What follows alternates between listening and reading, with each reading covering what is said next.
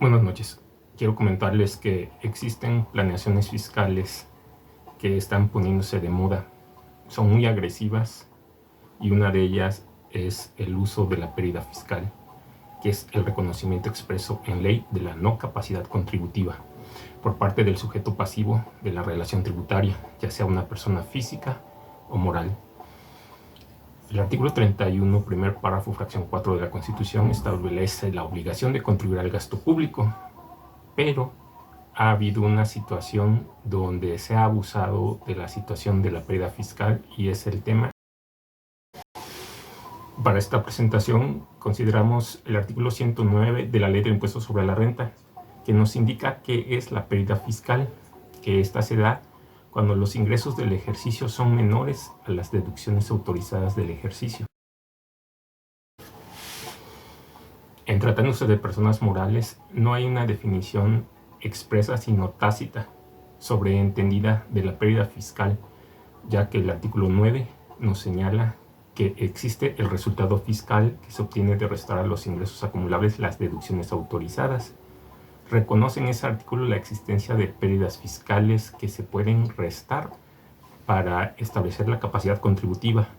no tan expresamente como en personas físicas, sino a contrario sensu a la hora de obtener el resultado fiscal.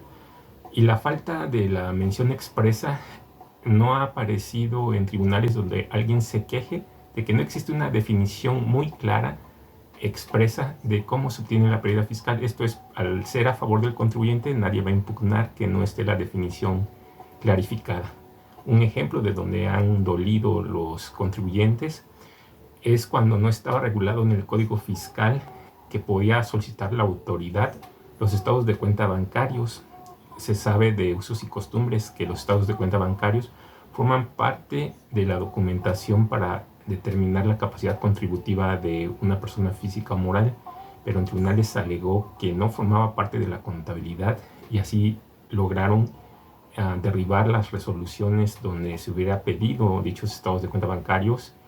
y fue necesario que en el Código Fiscal se estableciera que los estados de cuenta bancarios pueden ser solicitados por la autoridad. Entonces ahí hay una mención expresa, ya que juega en contra, y la pérdida fiscal, al jugar a favor,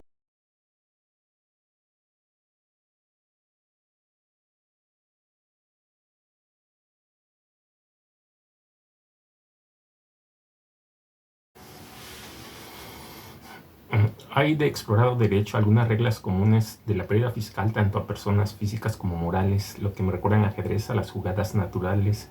que ya son tan conocidas u obvias, pero aún así mencionaremos alguna, como lo establece la misma ley: las pérdidas fiscales se van a restar de la utilidad fiscal para efecto de establecer la capacidad contributiva. Otra de las jugadas naturales en el ajedrez fiscal respecto de las pérdidas fiscales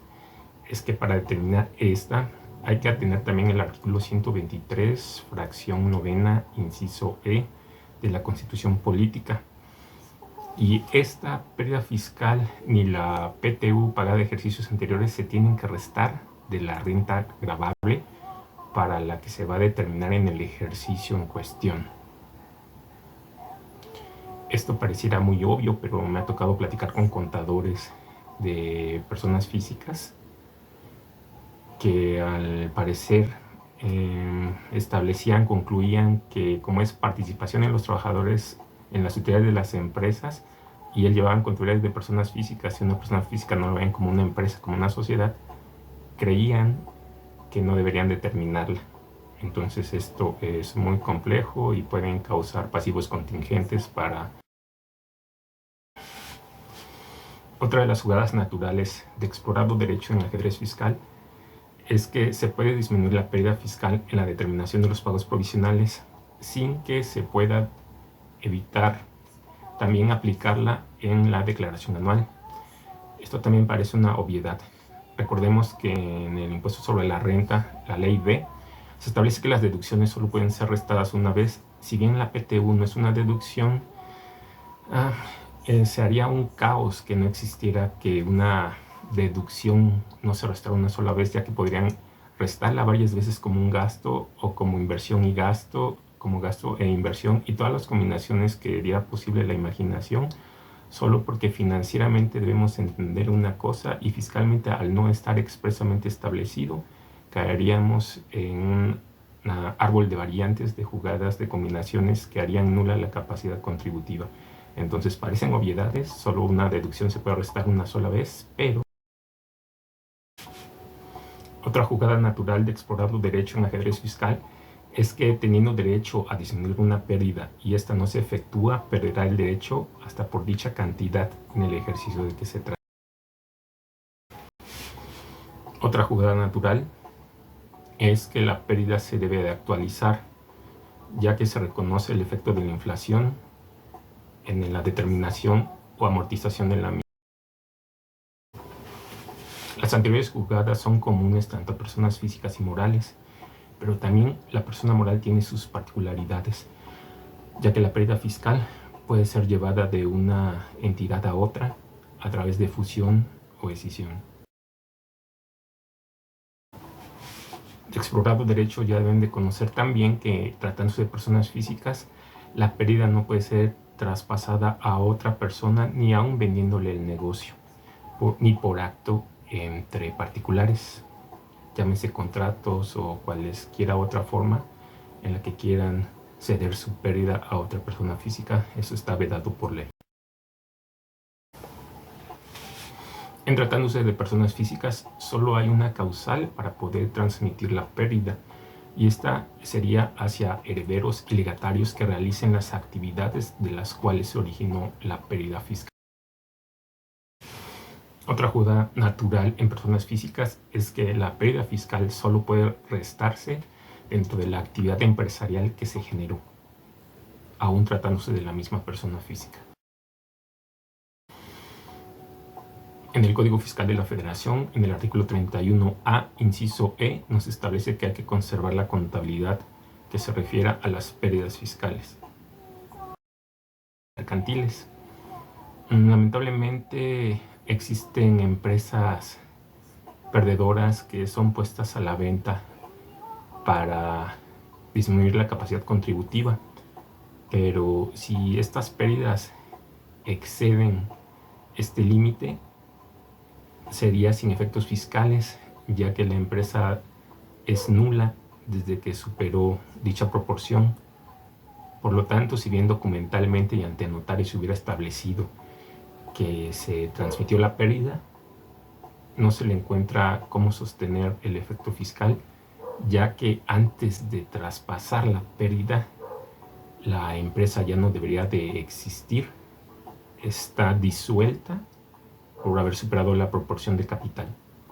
Entonces, para cuando quieran establecer esta estrategia agresiva de la pérdida fiscal, deben de considerar muchos factores y no necesariamente analizar superficialmente qué es lo que van a hacer. Y la pérdida fiscal, que ha resurgido como una planeación fiscal agresiva, viene propuesta por personas que se dicen profesionales de la contaduría y del derecho fiscal, llegando al absurdo de no tener un soporte documental que valide y compruebe que existe dicha pérdida fiscal, llegando al absurdo de alterar las casillas de la declaración donde se capturan dichos campos para disminuir la capacidad contributiva. Eso es una conducta dolosa, con premeditación, alevosía y ventaja de que la autoridad no está en el momento presente, pero sí lo hará posteriormente, ya que con cruces de información detectarán este tipo de jugadas burdas, de graves errores en ajedrez fiscal que solo comprometen el patrimonio, el capital social de quienes decidan hacer estos trucos baratos en la determinación de sus contribuciones. Es realmente lamentable que personas le hagan caso a estos hechiceros, magos, curanderos de lo fiscal, cuando existen profesionales altamente capacitados que pueden establecerle una capacidad contributiva comprobable conforme a derecho, auditable, y que les permita tener la seguridad patrimonial sin que se comprometa también su libertad, ya que establecer pérdidas fiscales inexistentes es un delito, y así lo establece el Código Fiscal en la diapositiva que nos muestra que comete el delito de defraudación fiscal quien con uso de engaños o aprovechamiento de errores omita total o parcialmente el pago de alguna contribución u obtenga un beneficio indebido con perjuicio del fisco federal. La omisión total o parcial de alguna contribución a que se refiere el párrafo anterior comprende indistintamente los pagos provisionales o definitivos o el impuesto del ejercicio en los términos de las disposiciones fiscales. El delito de defraudación fiscal y los previstos en el artículo 109 de este código serán calificados cuando se originen por, inciso H, declarar pérdidas fiscales inexistentes. Entonces, quien está jugando a la hechicería cuando debe haber seriedad en el tratamiento fiscal de los contribuyentes está arriesgando no solo su patrimonio, sino su libertad. Es por eso que debe acudirse a profesionales capacitados y entonces tener la tranquilidad de que están haciendo